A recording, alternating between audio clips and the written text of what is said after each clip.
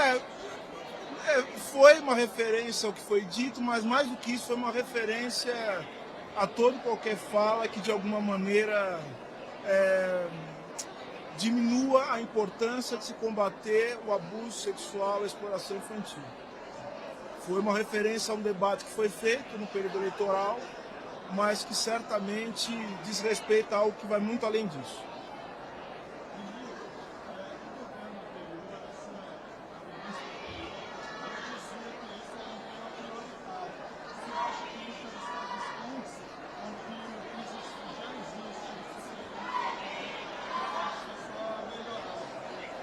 Nos últimos anos, eu diria nos últimos anos, quer dizer, desde que o ECA ele foi instituído, vem sendo constituído pelo esforço de vários atores da sociedade, tanto por governos estaduais, governos municipais, organismos nacionais e internacionais, movimentos sociais, vem constituindo todo um sistema de proteção à criança e adolescente, mas que obviamente muito longe daquilo que a gente precisava.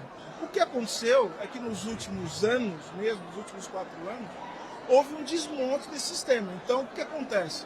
Sem orçamento, sem políticas claras, sem políticas baseadas em ciência, não é possível fazer uma política séria de prevenção e de combate a todos os abusos que possam acontecer com criança e adolescente.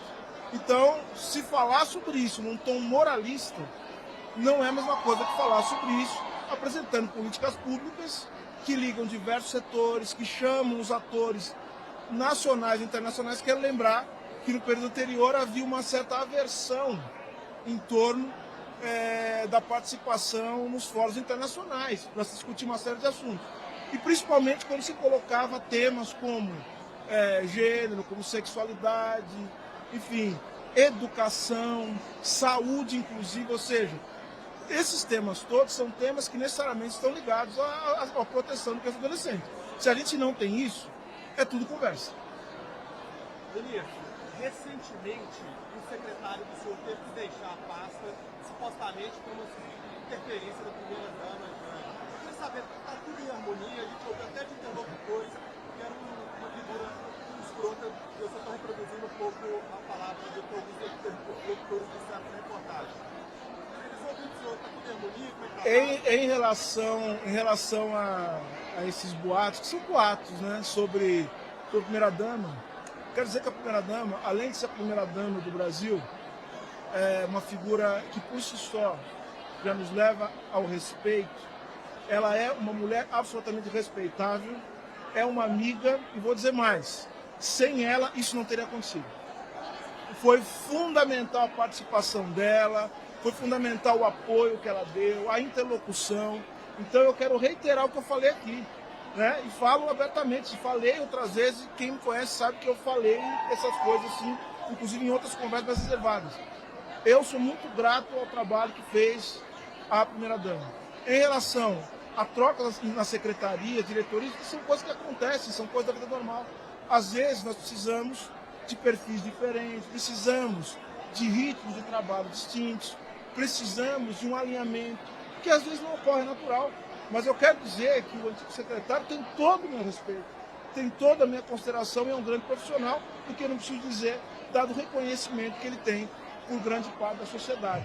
Agora, é bola para frente, agora não vamos falar. O que a gente fala sobre o período anterior é apenas para que a gente entenda os esforços que temos que fazer para construir um futuro. O que a gente fala do que passou é simplesmente para a gente não esquecer o passado, olhar para o presente, não repetir os mesmos erros e se lançar em direção ao futuro. Nós estamos pensando agora no futuro do Brasil. Ele fez uma pergunta que eu considero que é muito interessante para esse momento, que é sobre se a gente precisa melhorar. Tem muita coisa para melhorar, né? Temos que melhorar muitas coisas no Brasil. E agora é o seguinte, nós vamos ter que reconstruir o que estava em andamento, mas agora o grande desafio, sabe qual é? É a gente entregar muito mais do que aquilo que já tinha. Para que, inclusive, aí olhar para o passado, para que não seja possível destruir com tanta facilidade como foi feito no período anterior. Então nós queremos reconstruir, mas para melhorar. E esse é o sentido. Então a gente fala do passado para olhar para o futuro. Esse coraçãozinho do pai, como é que está aí? Já que a sua menina está nascendo? Tá na expectativa. Estou muito feliz com essa possibilidade de trazer uma menina para esse mundo. Uma última pergunta mesmo.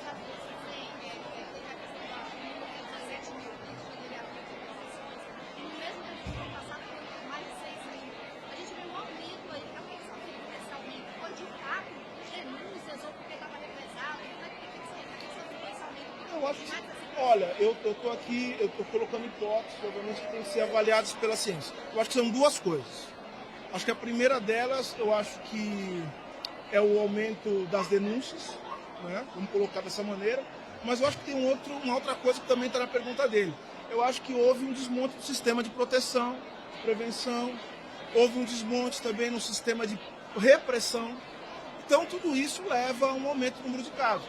Porque, veja, combater a exploração sexual infantil, eu acho que a Karina, do Faça Bonito, falou muito bem, a gente precisa ter sistemas de prevenção. O que envolve também, em larga medida, formação, educação, envolve relações intersetoriais, ou seja, é preciso que o Ministério de Direitos Humanos e Cidadania, que cuida desse tema, esteja em conexão profunda com o Ministério da Educação.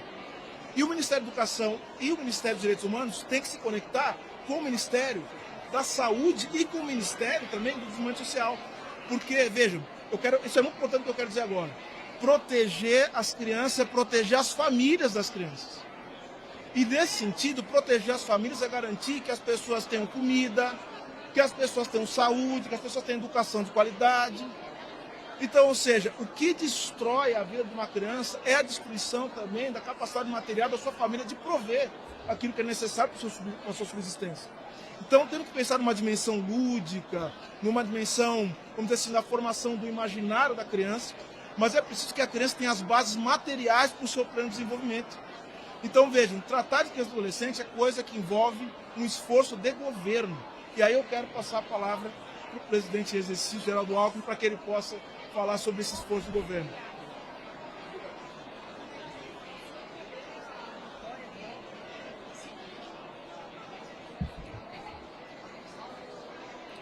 Olha, primeiro destacar a importância de 5 medidas que o presidente Lula tomou em relação à criança e aos adolescentes. A primeira foi o Bolsa Família, que passou a ter R$ 150 por criança de 0 a 6 anos de idade e R$ 50 a mais por criança ou jovem de 7 a 17 anos, além do Bolsa Família de R$ 600. Por quê? Porque é exatamente na família que tem criança pequena que a fome é maior, que a pobreza é mais extrema. Então, a importância dessa medida, o Bolsa Família volta com a reciprocidade da vacinação, com a frequência escolar e com esse plus, R$ 150 por criança de 0 a 6 anos, 50, 7 a 17.